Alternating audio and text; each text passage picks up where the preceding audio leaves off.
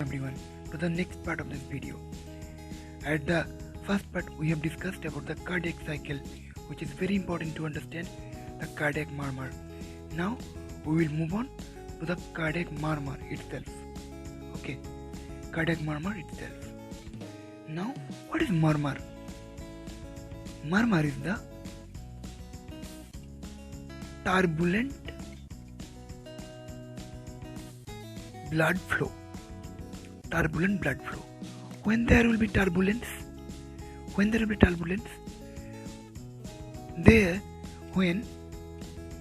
be a abnormal opening, but blood flow is normal. Blood flow normal, but opening abnormal. Then it will be known as organic murmur. Okay, organic murmur. But there may be a normal opening, but the amount of blood is huge amount of blood is coming. So normal opening, but abnormal blood flow. Normal opening, abnormal blood flow. Then it will be known as functional or flow or innocent murmur. Functional flow or innocent murmur. Okay. Now the murmur is divided as systolic and diastolic murmur. Okay, we have discussed the systole and diastole in the first video, so I am not discussing it here. In case of systole, remember a trick that in systole we know ventricular systole, obviously. This is the atria, this is ventricle, this is the aorta. In systole, it is closed and blood is flowing towards the aorta. Okay, so towards the aorta means same direction. When there will be same direction, there will be stenosis like thing. Okay, it is going towards the aorta or pulmonary artery, so there will be aortic stenosis and pulmonary stenosis. And R means reverse direction. When there will be reverse direction, there will be regurgitation. Here regurgitation is mitral regurgitation or tricuspid regurgitation. Okay, so why these are happening? Atrial stenosis or pulmonary stenosis at first. Okay, sorry, aortic stenosis and pulmonary stenosis here at first. Due to this, again I am drawing here. At first the valves are closed, and we know in case of systole there is isovolumetric contraction, so there will be no blood flow. So there will be no blood flow at first. So this will be there.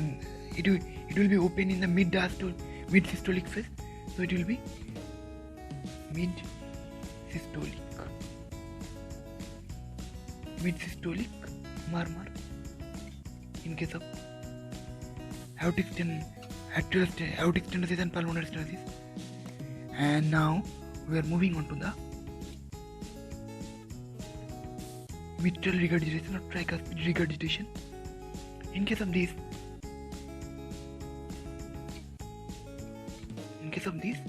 the opening is present always, so there will be blood flow throughout the cycle. So there will be pansystolic murmur. Okay, pansystolic murmur. Now in case of VSD, suppose this is the right atrium, right ventricle, left atrium, left ventricle. This is the opening. And blood flow, as we know, left ventricle has more pressure, so blood flow will be from left to right side. So there should be a continuous murmur, but that doesn't happen, as in the diastolic phase the amount of blood flow is too much teeny, so it will be also in panasystolic type. But in case of patent ductus arteriosus,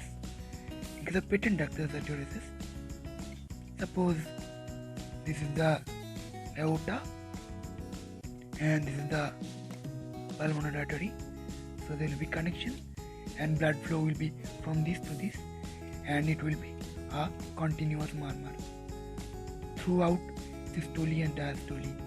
Okay, now we are going towards the diastolic murmur. In this, at first there is mitral stenosis and tricuspid stenosis. As there is stenosis again, so at first there will be isovolumetric relaxation, so no blood will come. After this period is over, then blood will come and murmur will be produced. Okay, so it is known as mid diastolic murmur. Okay, mid diastolic murmur. And the last topic, aortic regurgitation and pulmonary regurgitation.